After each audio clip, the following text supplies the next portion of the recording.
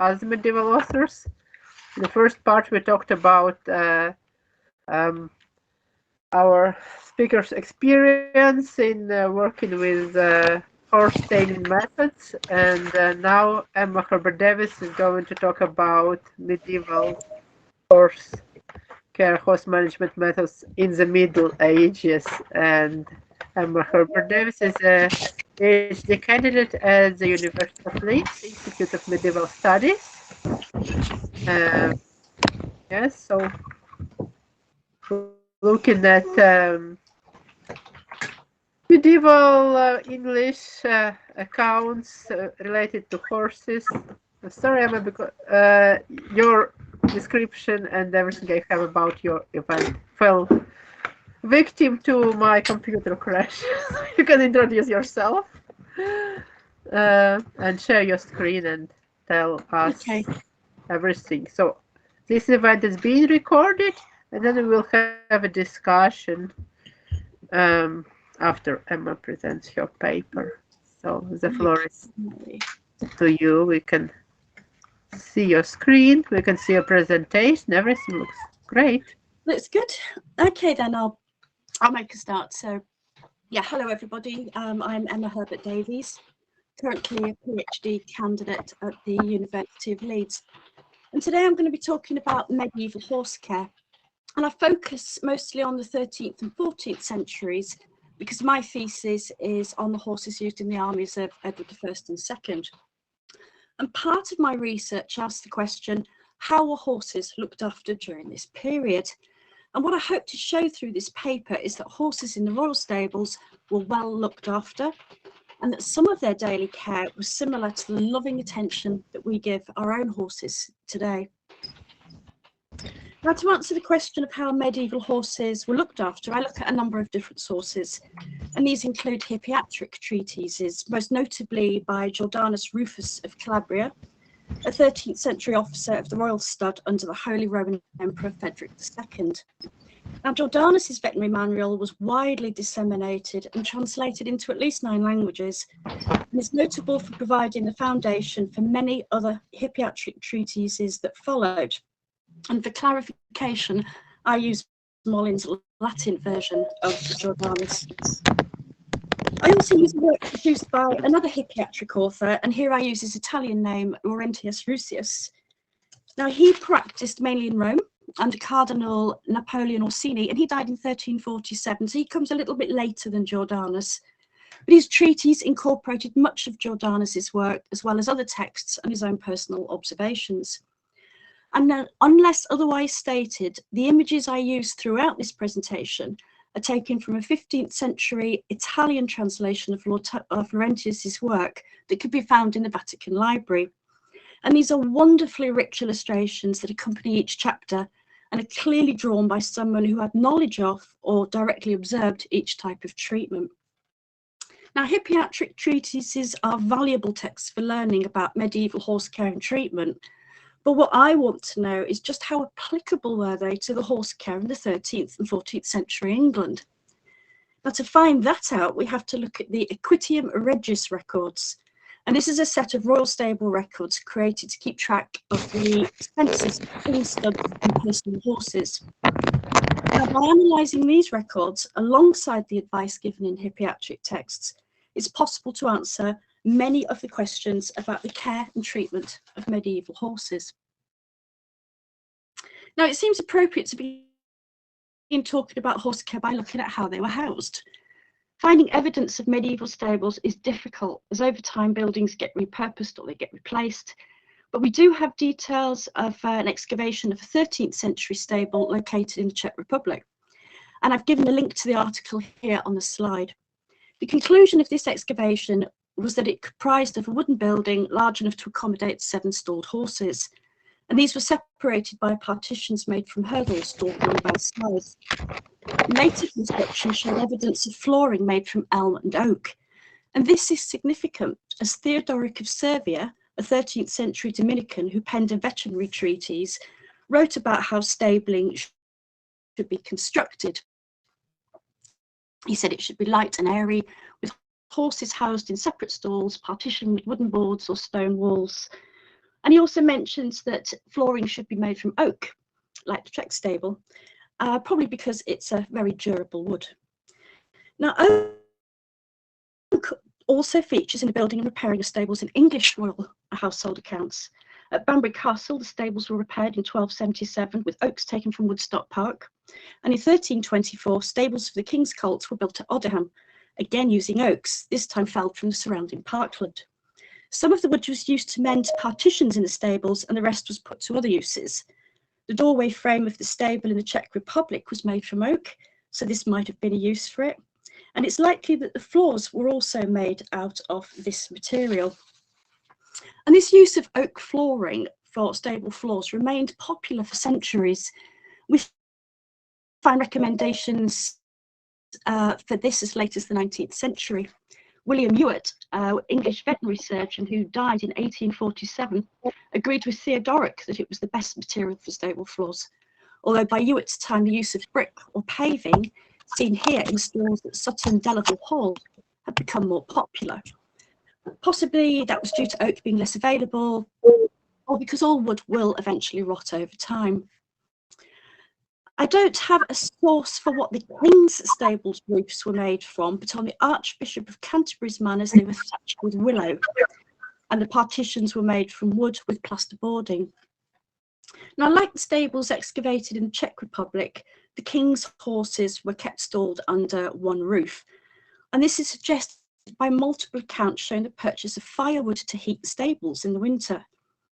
And these fires would have more than likely been used to keep the grooms warm, as they were probably expected to lodge in the same building as the horses.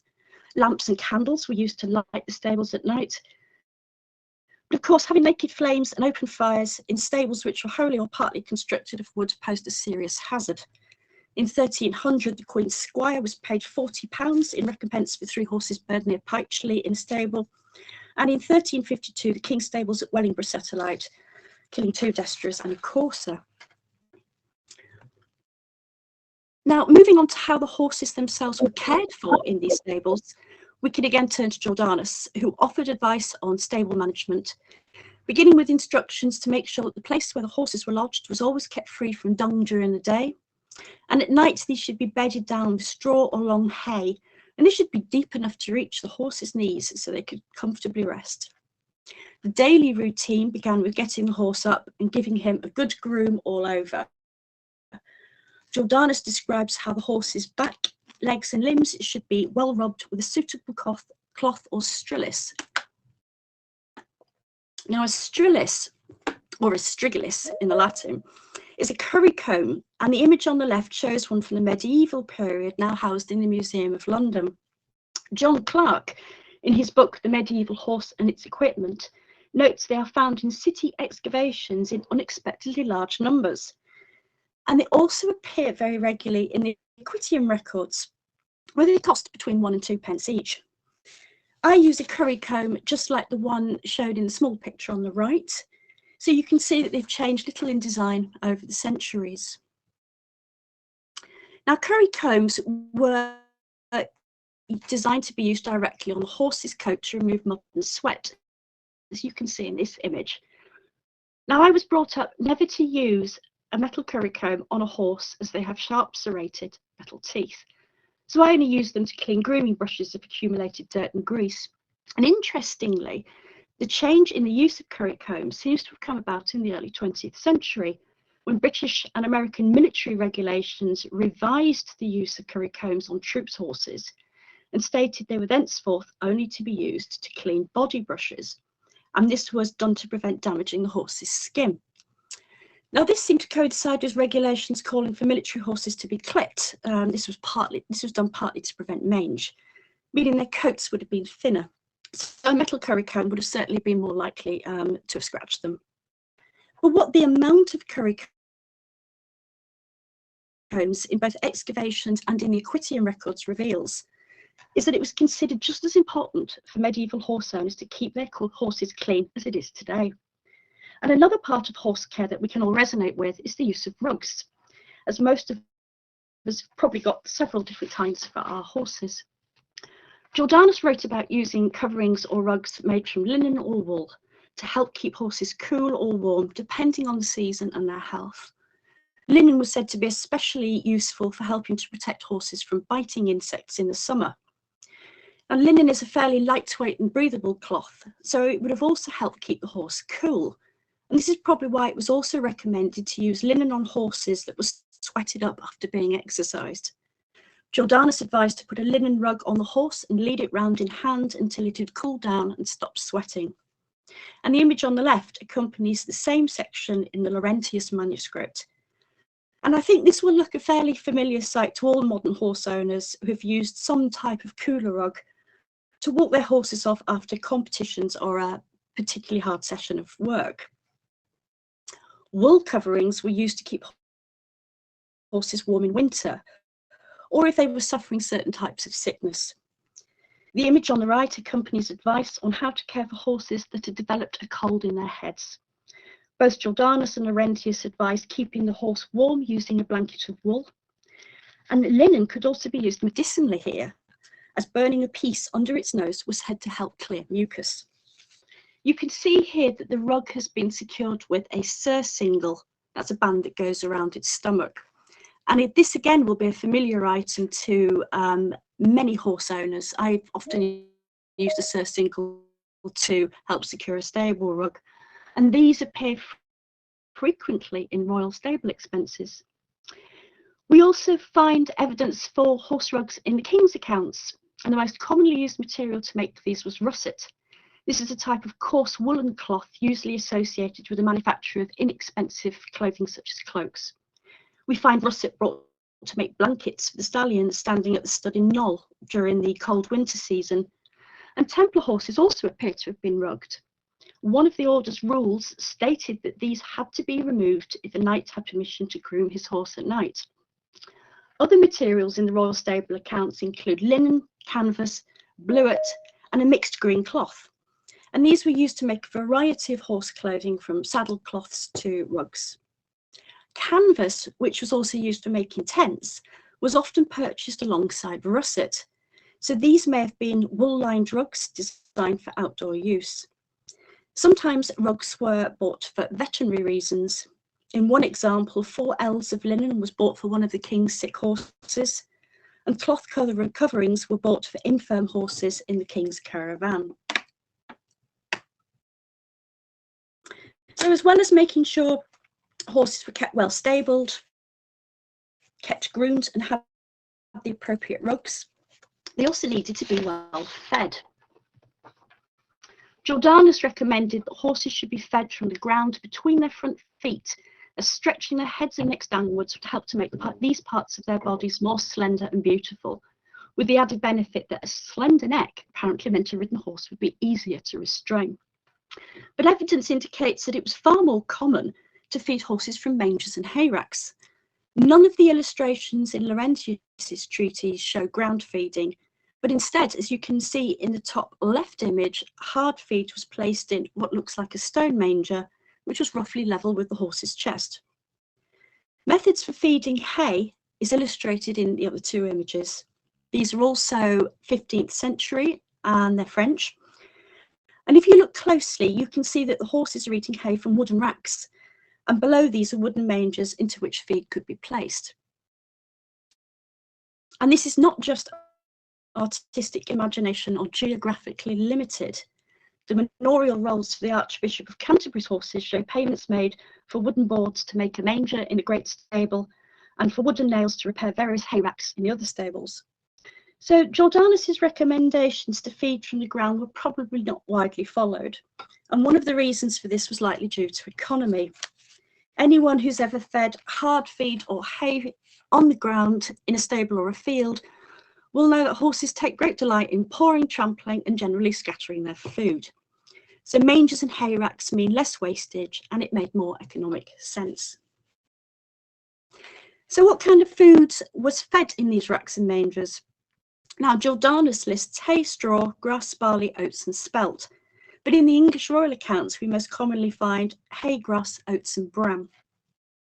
Hay was fed to the king's horses throughout the winter months, usually from November to around about the beginning of April. It's difficult to know what quantities were given, and as it's only ever recorded by price rather than volume. But on average, it cost a penny a day to feed hay to an adult horse and about half that for young stock. As soon as the spring grass was through, hay was stopped and grass was cut and fed to stabled horses in lieu of hay. In the royal stables and studs, a mower or a falcatore was specifically employed for this job. The main hard feed for the king's horses were oats. And again, like the falcatore, a man was employed whose sole job was to grind these before they were fed to the horses. And this would have made them more digestible. On average, a fully grown stallion, whether at stud or on campaign, received half a bushel of oats every day, all year round. Now, the weight of a bushel varied according to time and location, but as a conservative average, we can calculate this as meaning around 6 kilograms of oats a day. And in addition to this, they received a similar portion of bran. This means they were receiving around 10 to 12 kilograms of hard feed each day. And if we go by the modern calorie contents of oats and bran, this equates to around 35,000 calories, and this would fuel a racehorse. Of course, we don't know the exact calorie content of medieval oats and bran, but even if it was considerably lower, we're still looking at a high grain and calorie-rich diet. But it was also nutritionally deficient, as it was low in calcium and high in phosphorus. And we know today that that doesn't meet all the horses' requirements. A low calcium diet has all kinds of ramifications for bone strength and soundness. And this is something I'm researching at the moment, and it raises many questions about the success of medieval horse breeding. Now, moving on to other foodstuffs, we occasionally find beans, peas, and dredge. Dredge was a mixture of oats and barley being fed to the king's horses, although these were mainly used as substitutes if oats and bran weren't readily available. We also see horse bread in the records, and for anyone interested in learning more about this, Catherine Boniface wrote a great article on its making and composition in The Horse in Pre-Modern Culture. In the late 13th and early 14th centuries, horse bread was mostly made from mixtil, which was usually a mixture of wheat, barley and rye. But again, this wasn't a staple feed, and it tends to be fed when bran wasn't available, or when a horse was sick, probably because it was partly baked and therefore more easily digestible, or it was considered highly palatable and would encourage a poorly horse to continue eating. Now, I'm going to briefly move away from horse care to look at a really interesting part of equine management, and this involves hobbling, which is a practice widely carried out in the medieval period. Hobbles are bindings that are secured to a horse's legs to prevent them from moving, and they're still in use in many countries today. There were two types of medieval hobbles in the Quitium Regis records. The first are pastronis, which I believe were used to bind the horse's feet together, such as you can see in the image here. And I've seen these type of hobbles used in several countries, for example in Egypt, where they're used on carriage horses when they're stood at the side of the road, and they're used to prevent the horses from wandering off. The second type of hobbles that we see in the royal stable accounts are trainels, and these also appear in Jordanus's text as part of the equipment used when taming and training wild colts. Jordanus says, and his four feet should be bound with wool hobbles, and one hind foot should be bound with a woolen rope so he's not able to move, and it is done to preserve the health of the legs. So we've got both 4 feet and one hind foot tied up, and I think when Jordanus talks about preserving the legs, he's actually referring to the fact his hobbles are made from wool, as this material was less likely to rub the horse's legs. Incidentally, the trainels in my accounts in the Quitium Regis records are made from hemp.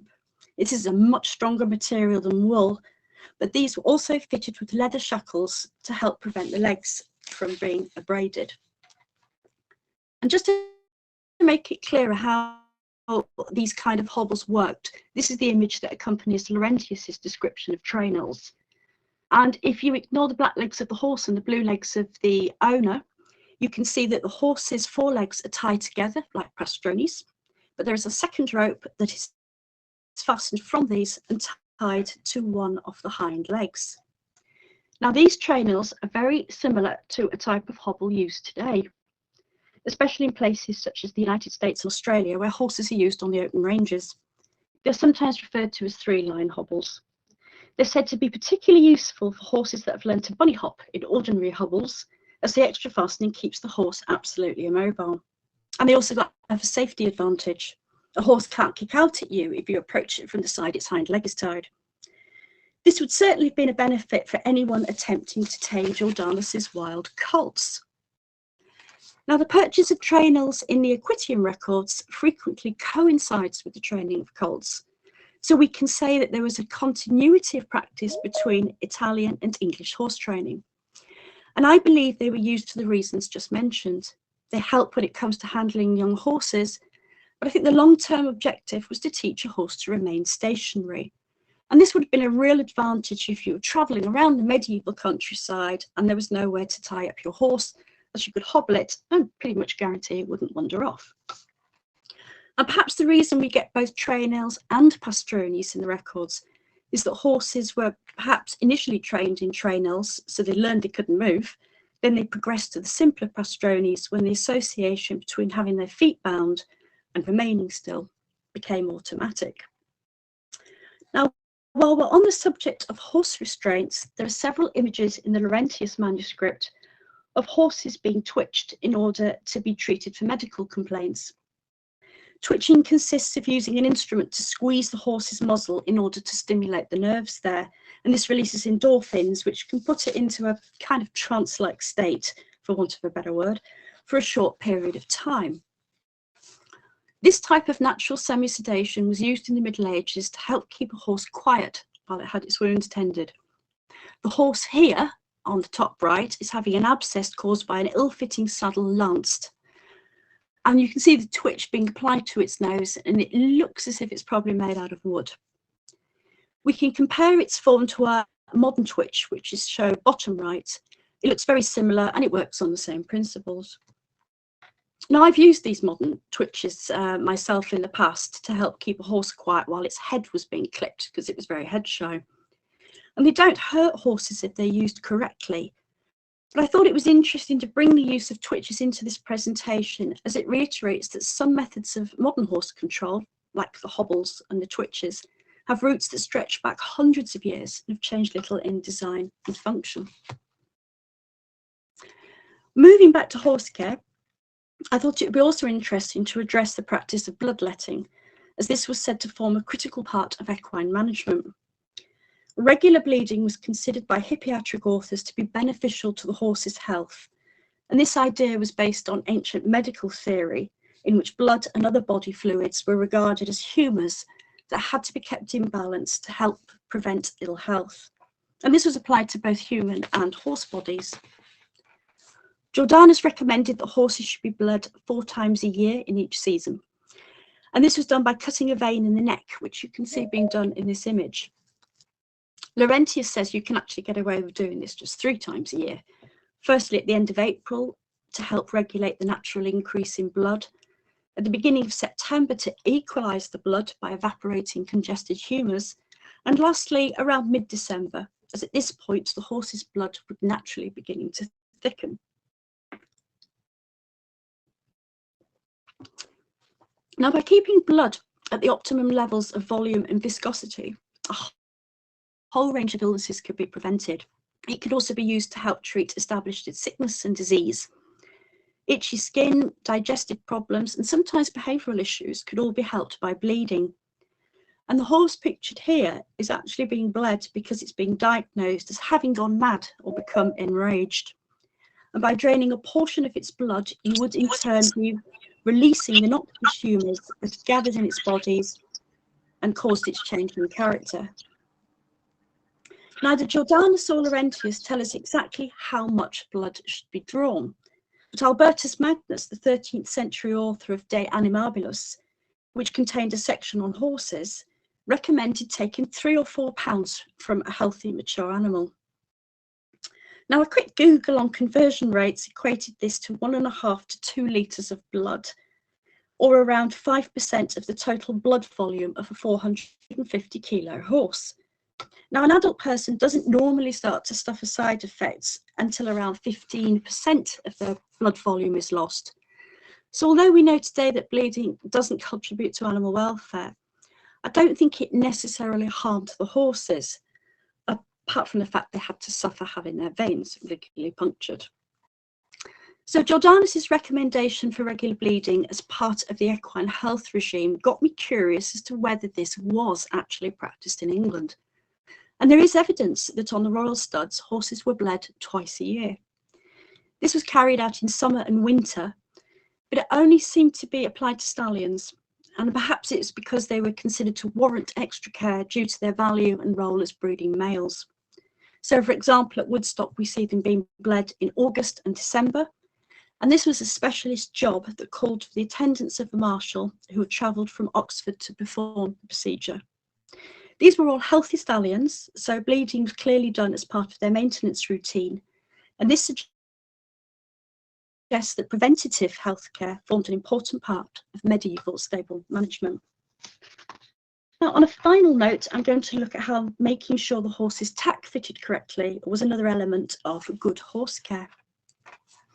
This image shows a horse that's had a badly fitting saddle, and this has resulted in an abscess forming on its back, which has had to be drained by puncturing it with a hot iron. And you can see that the horse definitely needed twitching for this. Laurentius offered advice on how to avoid such wounds by making sure your saddle fitted correctly. It began with making sure that it didn't leave an impression on the horse's back. In other words, you shouldn't be able to see any marks or swellings on the horse's skin when the saddle was removed. It should also be carefully checked to make sure it had no seen or unseen hard parts that could potentially cause injuries. And it should be suitably girthed so the saddle doesn't move to and fro on the horse's back. But it shouldn't be girthed too tight, as this was said to constrict the horse's wind. Laurentius ended his lecture on tack fitting by advising that in very hot weather, lighter saddles and lighter saddle cloths should be used so the horse didn't become overheated. This all points to a concern with horse welfare and performance, and much of the advice, particularly about making sure your saddle fits, is still very relevant today.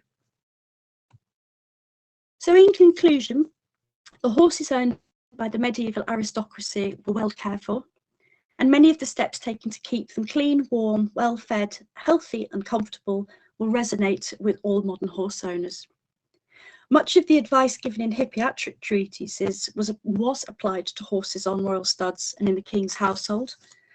And some of the topics discussed, such as the use of currycombs, hobbles and twitches, show that some types of equipment have changed remarkably little over the centuries. Thank you. Thank you very much, Emma. And this was very interesting, especially when you highlighted how how little has changed, given that you were taking a few technological advances. Yeah. So the floor is open for discussion, for questions, comments. We have something like half an hour, 40 minutes. Like people are free to talk longer or shorter, depending on how much time you have. Everybody has. How much time Emma has as well. Yeah. So. Well, I found one thing really interesting, and that was that, and I'm sorry my camera's gone off. It seems to be a glitch whenever I stop sharing my screen. But I found it really interesting in all the stable accounts I've looked at so far. The only grooming item that is mentioned is the currycomb. There's nothing else, which made me think, what else were they using? They couldn't have surely just used currycombs on horses. I mean, Jordanus mentions a cloth as well, something suitable. I thought maybe, have you heard of wisps? We call them wisps in England, where you plait straw or hay together and you can use that as a kind of brush on the horse. Very old-fashioned piece of horsemanship. Yeah. Is it possible that just currycombs were kind of more expensive and that's why they used everything else could be improvised? There is, I think somebody, Marika has got a, okay, Marika, you can speak first, and then Anna speak second, I guess, yes? Hi, good evening. I hope my microphone works well. I had some trouble. Perfect. I was actually thinking of the whole hay thing because I just read something on that. And I don't know I can't pronounce his name in English. In German, his name is Cäsarius von Heisterbach. And he mentions in one scene that they used straw to dry off horses. I can send you the thing if you wish. Then that's the only thing I can think of that was. I mean, it's a little earlier. I think it's 11th century, but maybe that's interesting for you as well. Oh, thank you. Yeah, that's really interesting. Did they use it sort of in a thatching? We used to thatch horses, which was and it's an old-fashioned way of if they were very sweaty, we'd pack straw or hay underneath their rugs, and it would just help the air circulate. Or did they actually twist it into some kind of grooming implement? I don't think he specifies that because he only mentions it in passing as like. I think someone was scared and he took the first thing he could find, and it happened to be straw that was used for drying of horses. I'm gonna look it up and I'm gonna send it to you. Then you can check what it was. Yeah, thank you. That'd be really useful. Thank you. I think we also sometimes use these wisps of straw hay, as you mentioned. So Anne-Marie also had a comment, I guess. And I love your dragons, Marika. And beasts. Oh. Hello, Emma. Hello. It was. Oh, can everyone hear me? Yes. Good. Good, good. It was agreeing with the wisps, and also I know in the shorter accounts I've looked at, they've talked about hemp or canab. I'm slightly wondering / assuming whether they, at my stables, if it's wet, will often put old sacking underneath the saddles, or similar to if we've still got a slightly damp horse. Just I can't remember where I was going with that. Yeah, it was they use something similar. Yeah, hemp or you say the canab. Canab, which I think is hemp.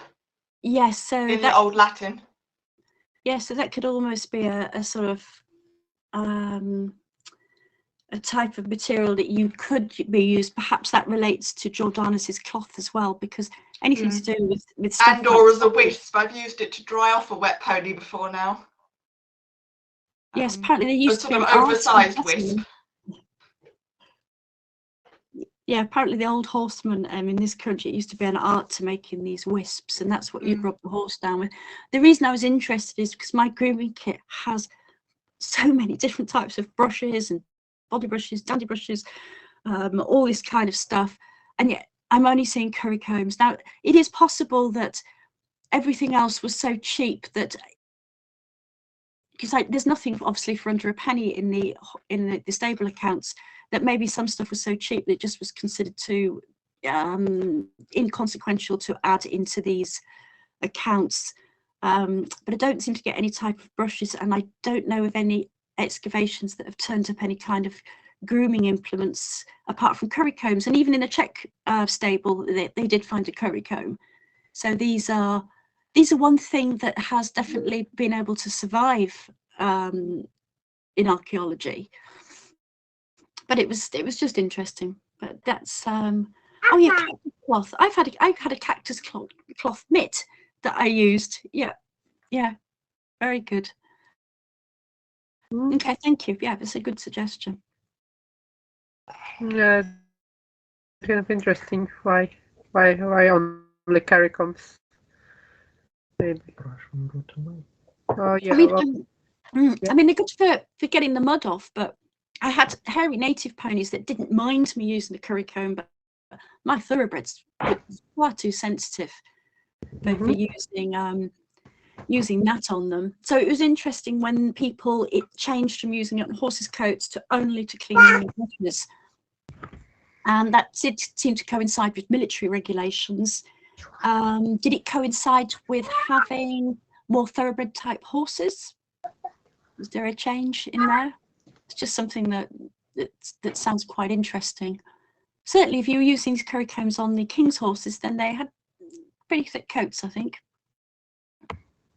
Yeah, and Kate was asking about what is cactus cloth made of, I guess. It's that's a good question. It's like a hemp, just like hemp. Yeah, I don't know. But it's an interesting thing to think about, because that's something that's kind of a very useful thing for the kit for the same reasons. You can dry them, you can get sweat marks off, that sort of thing. But I'm not sure what it's made of. It's some sort of hempish kind of cloth. But I also had questions. Lovely talk, Emma. That was really, really helpful. I had questions about if there's anything in Rufus about fitting armor or bits. I know there's a lot about the teeth removal, but just about, maybe the craftsmanship for single horses, just given the idiosyncrasies of each bit and the armor, just trying to figure out how some of the chaffrons are attached, et cetera, et cetera. And there's padding. No, So go ahead. yes, Sorry. no, there's nothing in Jordanus or Laurentius, and it's only Laurentius that actually mentions the fitting of saddles, not Jordanus.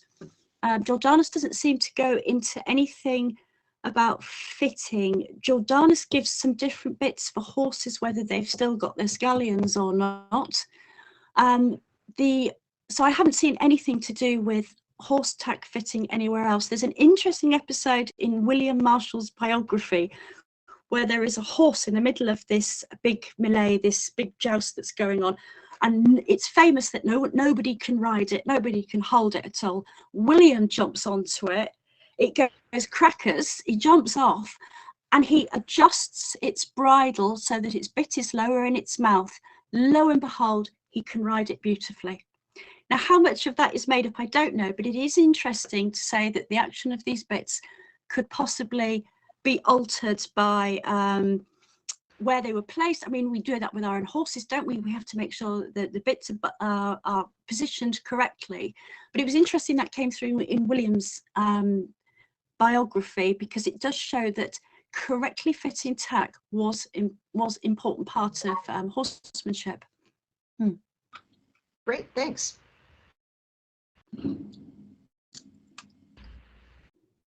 Okay.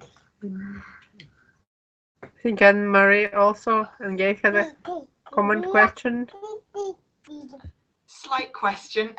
When you talked about the stables, Emma, am I correct, well, insofar as we can establish, that while there were, I suppose, horses all over the country, so they weren't all in one place, it would just be one long building with the stalls, like the picture we had, but going on longer over our shoulder? Oh yeah, sorry, I probably didn't make that quite clear when I said that they were. You did. I was just probably being a bit dense. No, you didn't. It was as I was reading it out, actually, I thought, they weren't all kept just in one place, the king's horses. They were kept in several places.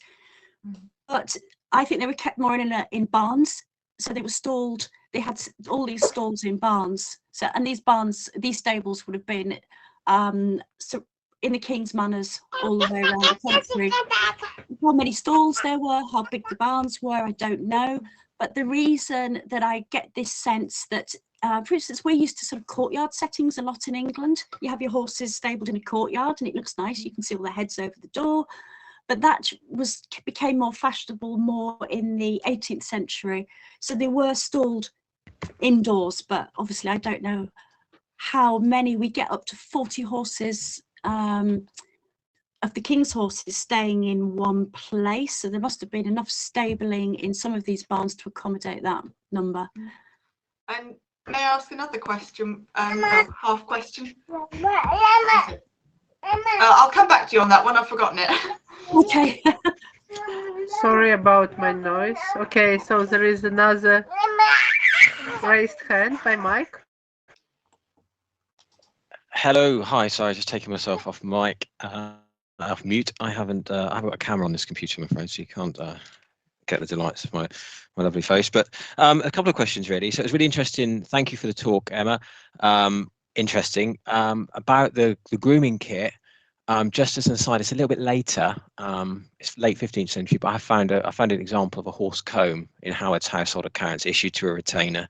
But you're correct in terms of like that. Mainly, there's no other issue of brushes or anything like that. I just thought I'd bring that up. But the main thing I'm particularly interested in is the horse bread. So, I'm really interested in the take that you had on it, that it was a premium feed stuff that was given to high quality horses or horses that were under duress or in need of extra supplements.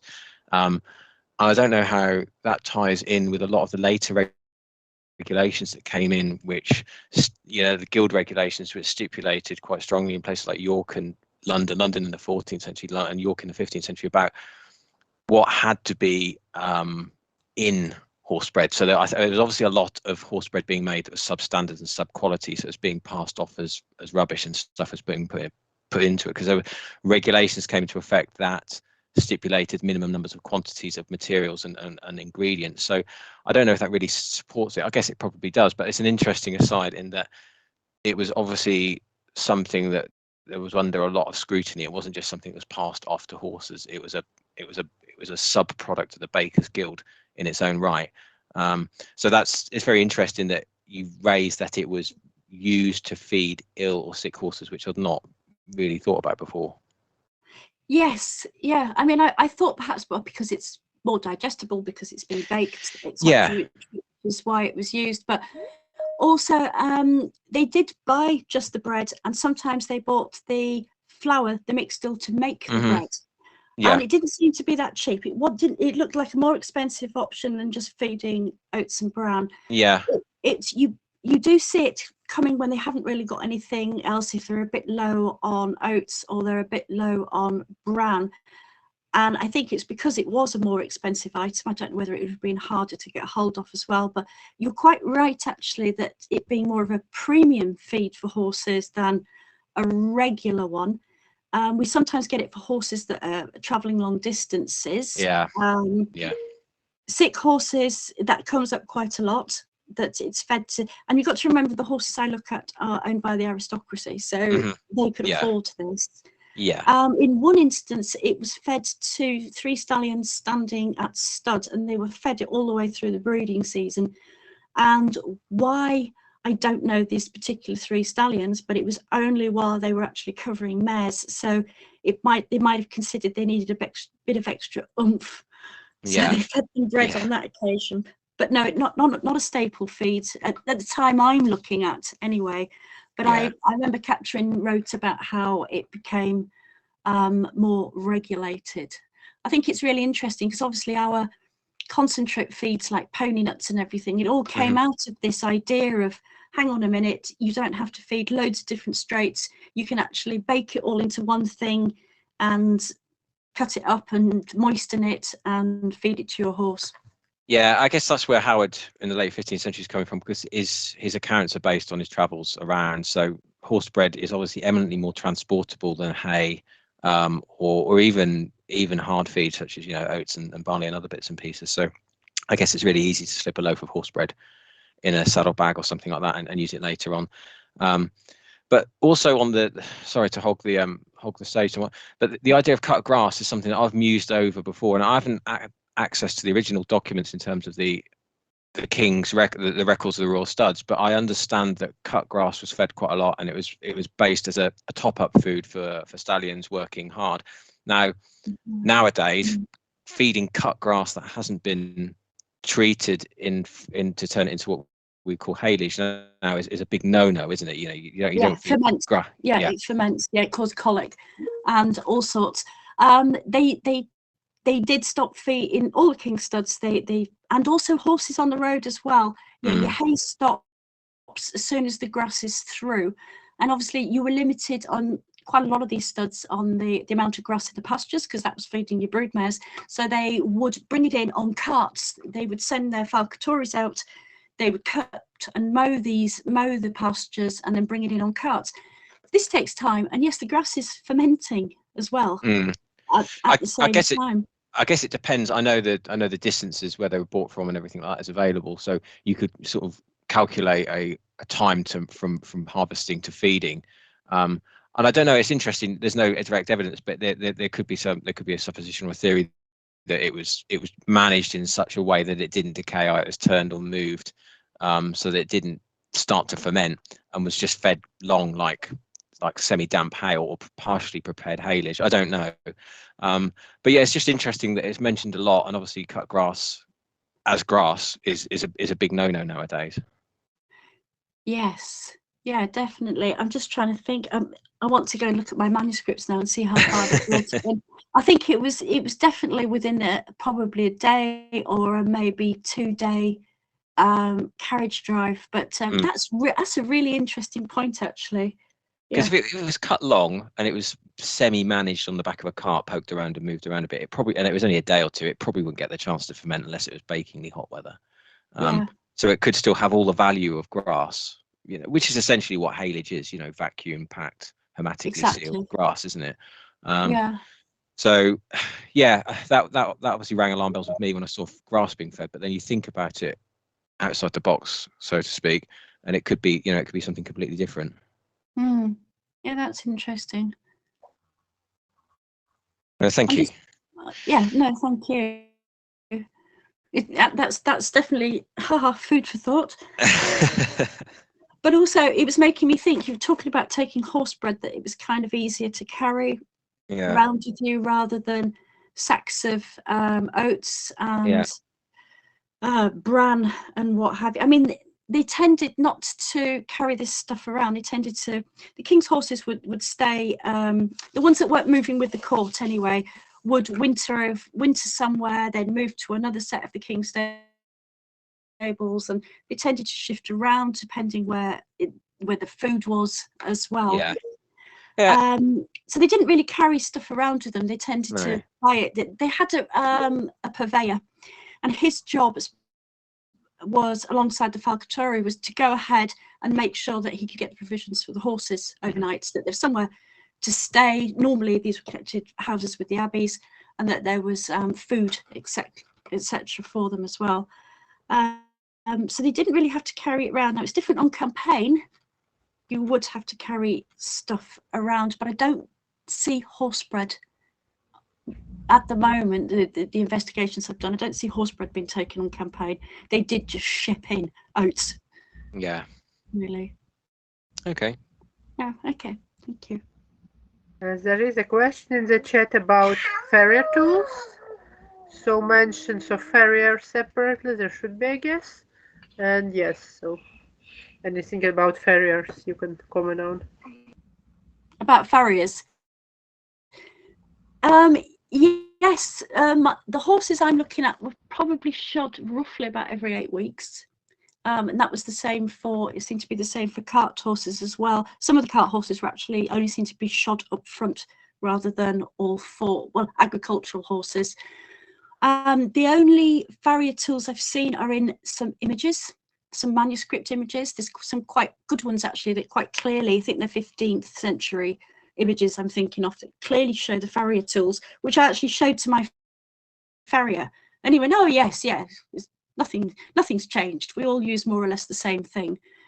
The Laurentius manuscript, that's the one that's in the Vatican library. That's a good one for looking at some farrier tools, because they do quite a lot of horse care in that, and they use a pair of pliers that's looks quite strange how it's worked, but you'd have to have a look at that yourself, because I'm not an expert on farriery tools.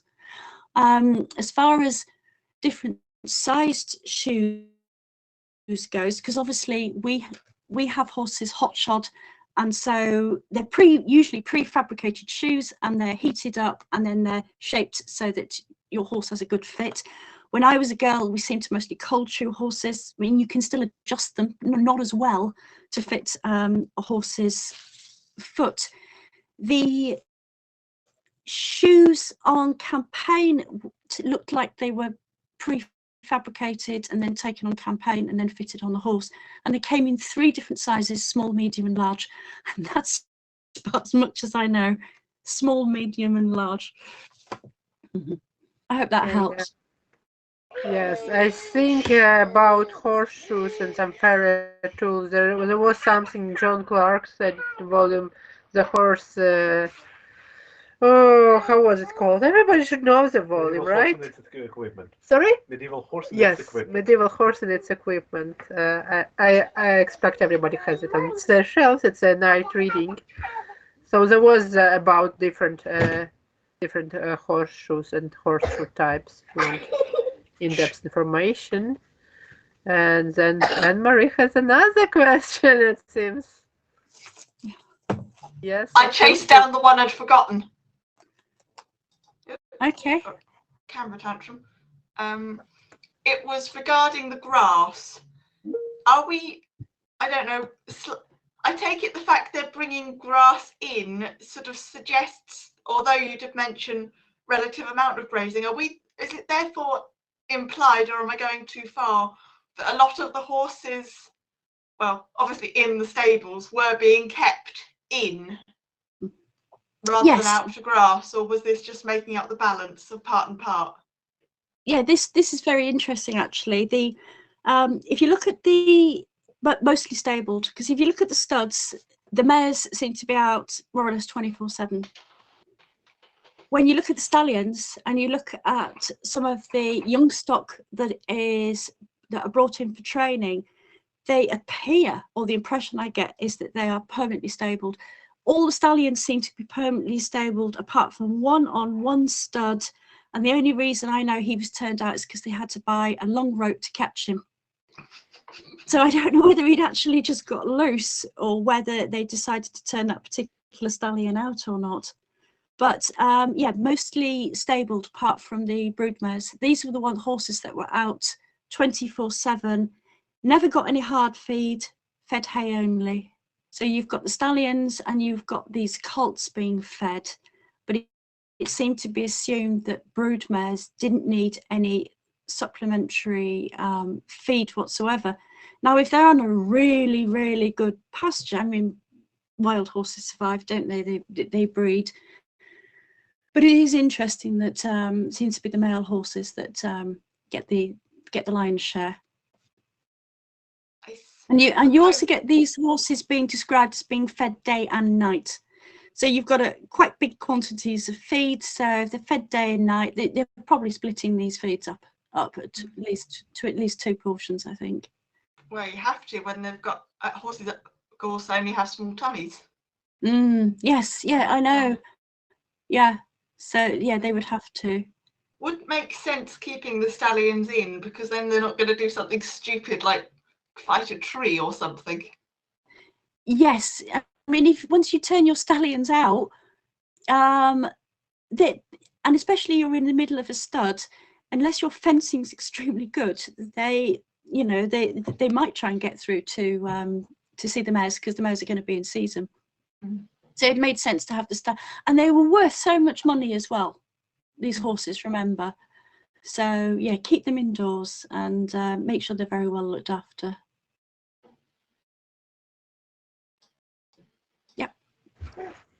If I might offer a comment, the word for stallion is a stabled horse, and under Welsh law, Edgar can tell more about it, but a stallion would lose its status as a stallion, wouldn't be compensated for. A destrier, not a stallion. A destrier, sorry. If it's not kept properly, it's stabled. The only exception, there are different redactions of the law, but a destrier was allowed to run outdoors on the grass for a certain period, like in spring, early summer. And it's either, we had suggested it's either because it's the time when there is grass, or because he will run with the mares, maybe both. But yes, so that's kind of different. Right, it's interesting, isn't that correlation? Edgar, if you want to say about Welsh law, you can come and say. Yes. Sorry, I'll try to fit in the screen somewhere. Yes, the Welsh law also had rules about how the king's horses should be fed. And it was like in sheaths of oats, and I don't know how big the sheath is, but come to think of it, it's probably no more than a person could carry. So yes, there was quite a lot, and there was something which I consider about the same in the Anglo-Saxon documents. They don't say exactly kids.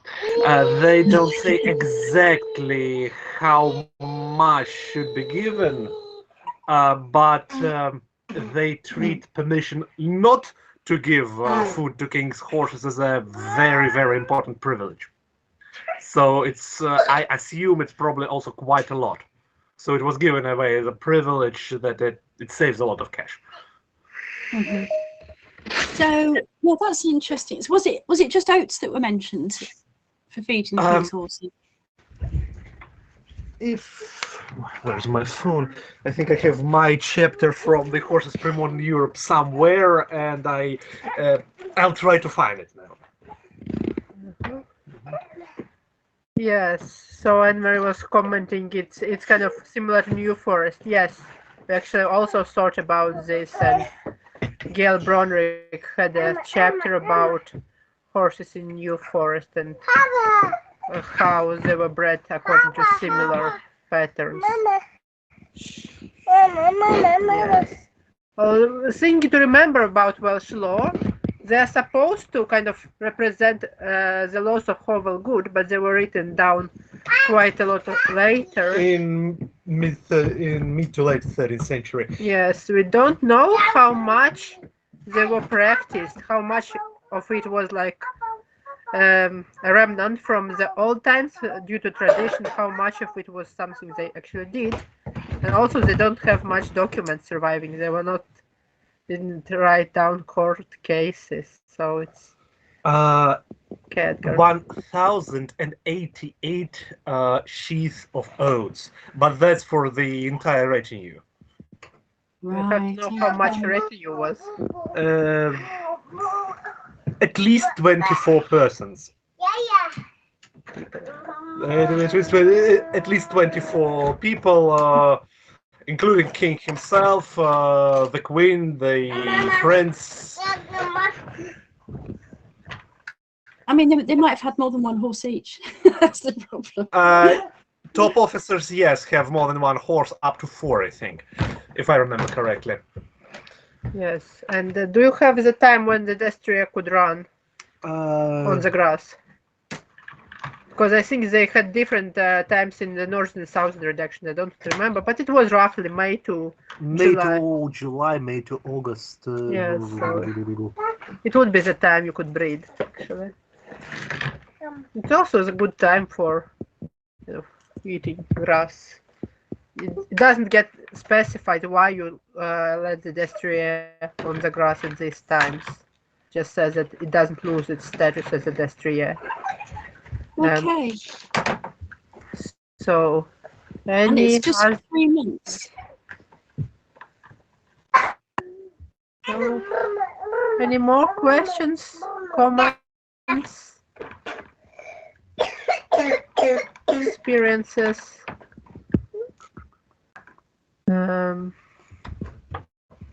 Experience from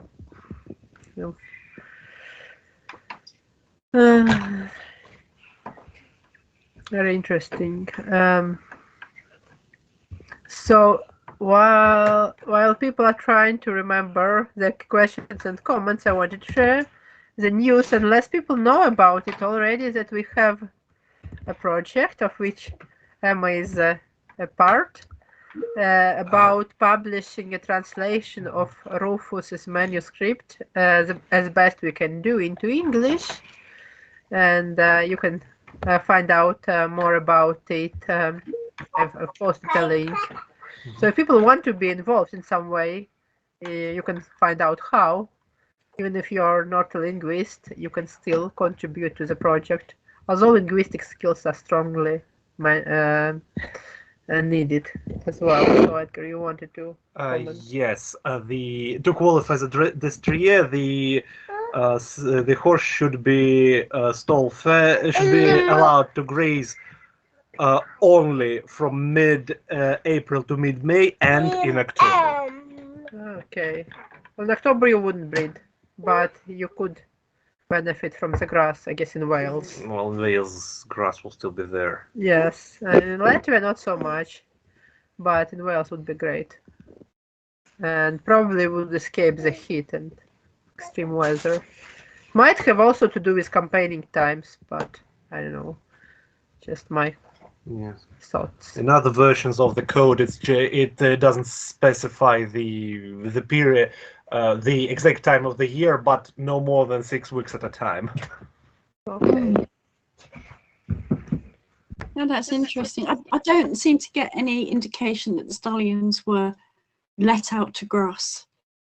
It does seem to be that this point I'm looking at, it was they did seem to be stabled. Yeah, I mean, Wales might be also just kind of giving a break to a horse, like we would give a break to sports horses of 6 weeks. It's like Yeah, actually, break from that's just, competition. yeah, it's just made me think actually, because I've got, after one particular campaign, I've got some horses being moved and pastured, and I think they were probably very, very tired horses. That's a suggestion I could make as well, that they were turning these horses out to pasture because it was it'd been one of the Scottish campaigns, and they probably would need a break after that. I'll have to look into that. But you've reminded me, thank you. Actually, October would be the time when regular military activity would probably cease for the winter. So, yes, in October you would just give horses a break because in summer they've been on campaign most likely. Yeah, yeah. Yeah, interesting. Yeah, because those are destriers, those are war horses. They're used for nothing else. They should also be used for breeding. Yeah, they were. Welsh law allows gelding to be a destrier if it's kept accordingly. Yeah, and I think that's the only mention which I have found that it mentions gelding as a destrier in particular. One thing I wanted to discuss and bring up is that, like, the issue you mentioned, Emma, actually, as this example of adjusting the bit and the issue of horse control. I know if people have read the article which came out last year by Sonny Harrison, where he argued basically that the entire medieval horsemanship was based on horse control. I strongly disagree with this. I don't think we have evidence, and I don't think it works. You cannot control an animal. We have a cat, and we don't control a cat even. How can you control a horse? You can't control kids for that matter. Don't control anything.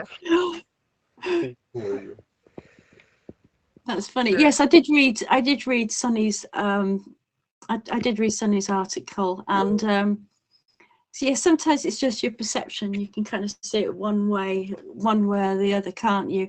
I think he was trying to make out that I mean, we see the kindness in the training, because I've read your articles and Jennifer's as well in the Liminal Horse, which was really good. If you look at some of the ways that horses were reprimanded, then it does appear cruel compared to, because when obviously we've seen it all, it does appear cruel to today's methods. So you've got this sort of really contradictory advice of train them really nicely, but if as an adult they step out of line, all hell breaks loose, and you have to put them back in their place. But we don't know how far that was followed, do we? Well, actually, speaking about the time when children were spanked quite regularly, sometimes I wish we could still do that. And it's actually this metaphor, it goes throughout centuries. Even in Magner's encyclopedia, there is this foreword or introduction, and children's education, horse education, and you still know that children are spanked. So there is no reason why you cannot quite harshly punish a horse and still think that you're kind of doing something good. Because it's part of the way we treat others. We can treat children this way. Yeah, I understand what you're meaning. I think it's just the extent that it was taken to when you read that they're describing using iron rods as long as your arm with sort of claws on them, and you beat the horse with that. And one of the practical decorums that I'm also looking at the moment for a restive horse, it was quite, you had to spur it until its sides bled, and then you had to rub these wounds with vinegar and salt to make them inflame, and then get on it and jab them again, and by God, it would never refuse to move because you'd so sensitive, it made its side so sensitive. It's that extent that they take it to, because there's nothing wrong with being firm or in certain occasions reprimanding a horse. It's just the extent that some of these seem to take it to, and I think that's what Sonny was trying to say, that some of these punishments seemed quite extreme compared to today. Yeah, I was just wondering how much they were actually practiced. Do we have evidence that they were regularly practiced? And I mean, Magner's encyclopedia has been made as an example of extreme cruelty to horse because of the casting methods. So when I was reading through it, there is a section on working with young horses, and that's what I could easily take into my practice, because it goes like, you habituate a horse, you touch on its parts, and so it goes on like Rufus, like what we do, and he uses these 3 degrees of casting methods, and the extreme one is like only you use it only in those cases where you either destroy the horse or you try this out. And I mean, you can argue that trying some casting is actually more humane than destroying a horse, because it's dangerous. And yeah, I mean, it's a time where you don't have animal ethics, and if a horse is dangerous, either you do that or you destroy it. And of course, if you have a horse on campaign, you want it to obey. Absolutely, it's critical, absolutely critical. But I think, as you said, going back to Jordanus's training techniques and what you and Jennifer were writing about, there's so much that is similar today. Some of the methods and the desensitization, the patience that they showed horses was quite eye-opening. Yeah, I was just thinking that, I mean, some cruelty could have been there. Well, there is some cruelty today as well. It's inevitable. It's not like a rule. What Sunny is arguing is like it's regular. You want to have total control. I don't believe it's kind of practicable. I don't see why people in the Middle Ages were more stupid than we are today. They've spent lots of time with their horses, much more than we spend with our horses. Probably knew how to do things. Kate, control is always an illusion. Yeah, I was just going to say, it makes sense maybe to think about these treatises in the way that we think about our books, our training manuals, and how they've evolved even in our lifetimes for what was acceptable treatment. You know, there's ethics. There's ethics no matter what period. It just depends on how you define them. What's ethical to that particular time and culture is going to change. But yeah, some of the stuff in the older, early 20th century, even California schools, some people would find absolutely objectionable. Even hobbling, people will, some people think round pinning is absolutely cruel. Some people think it's because it raises cortisol. Some people, there's just a variety. And what gets written down in manuals, is the output of whoever's writing that manual.